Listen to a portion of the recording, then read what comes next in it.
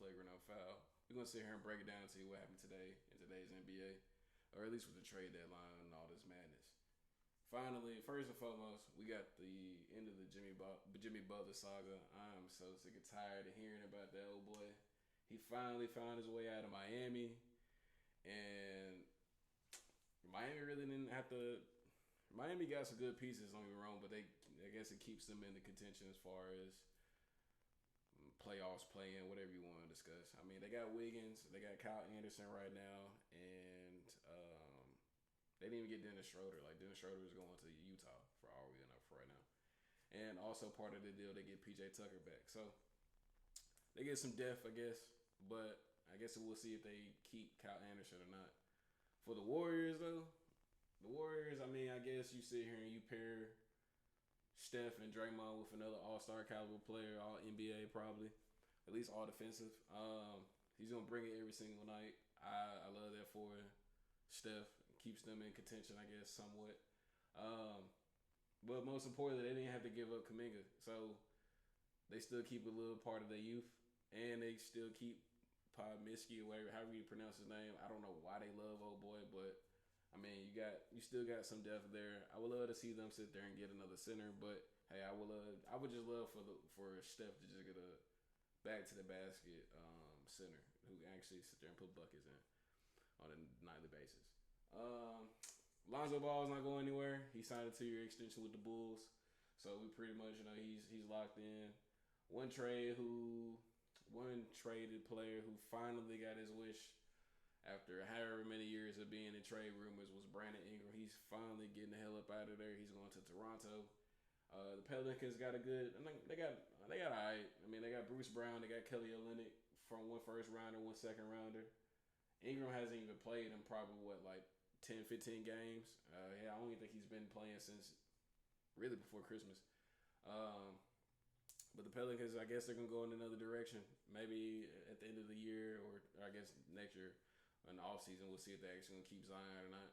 But for right now, they got a couple good pieces with, Javante Murray, he's out for the year, but CJ McCollum, Trey Murphy, Zion, if he can stay healthy, and Bruce Brown, who's a tremendous 6-man of the year type of guy, just a spark plug off the bench. And Kelly Olynyk, which they also need some depth at center because I don't think they have Tyson anymore. I think they traded him away earlier today. So that's that. Ingram's finally gone, but for Toronto has a talented group of I guess, combo forwards. You got and guards. You got Grady Dick and RJ Barrett. You still kept both of them. You got Emmanuel quickly there running the point, running the show. You got Scotty Barnes, and now you pair Scotty Barnes with a true scorer.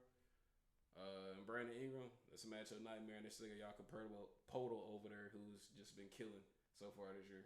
So I love that trade for them. The Bucks got rid of Chris Middleton for whatever reason why. I don't think Kyle Kuzma's a step up, but I would love him and his blonde hair to prove me wrong. I think they did it more so for the money part because now they get under that tax threshold. And so they can sit out here and go sign some players since they're finally up under the second apron as far as the tax goes. The Kings, somebody finally got Valanciunas, and it was the Kings. They really probably, I think they got him for some peanuts if I'm not mistaken. But I think they got him for like 2 second rounders. But he's been linked to the Lakers for all of them. I don't know how long. It's just crazy. But on another I guess sideline deal that just went down is the Lakers. They just traded for Mark Williams out of Charlotte. They sent in Dalton Connect and Cam Reddish along with a 2031 first round pick to complete the deal. Mark Williams, he's cold. I'm not gonna lie to you. I watched him personally, a couple of games or a couple of weeks ago, killed the Grizzlies when he had like 38. But I guess you could say the rebuild is still on for Charlotte. But picking up Dalton Connect for basically one player, I'm not gonna lie. Dalton Connect's having an outstanding rookie year. He's streaky at times. His defense sucks. Don't get me wrong, but pair him with LaMelo. I mean, this is probably like the third or fourth guard that LaMelo has probably had a chance to actually get here and like run with. But I think this might be one of his best shooters that he has. Because, the James Bouknight thing never worked out with him. The Keon Johnson dude never worked out with him. They got Nick Smith down there right now. But they're cooking.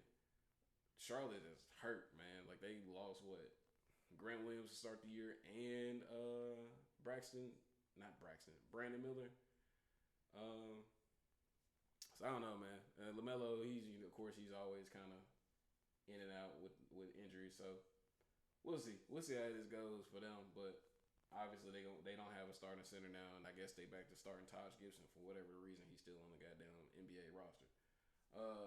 But for the Lakers though, they pick up a 7-footer who actually has game.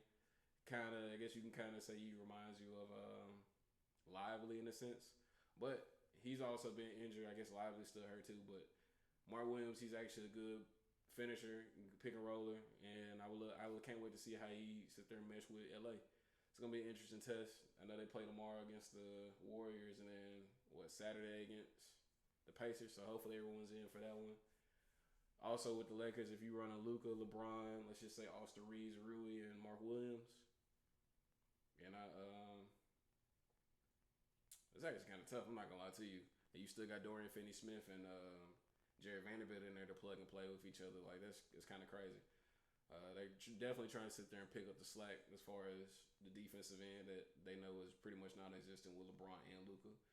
LeBron's 40 years old. But how much more can you ask of him when he's leading the league and leading the team in basically every stat, like besides rebounding. But I can't wait to see that team. That team is gonna be fun to even play with on the game. But for the most part, just to watch. Luka and LeBron. I mean, I'm not gonna lie to you. Either one of them people can sit there and give you 40 a night, and don't count out Austin Reeves, who can give you a quiet 20 if you let him. The NBA is definitely wide open though. Still, everyone's trying to catch up to really the Celtics, but I mean, you got SGA and OKC holding it down, even without Chet. Still surprising they still have the number one record without Chet, but I guess they used to it considering what Chet was out his whole rookie year. Crazy, man. I just can't wait to see what the next half of the season is gonna bring. But to then, it's your boy Gavin here, Flagrant and Foul, man. We gonna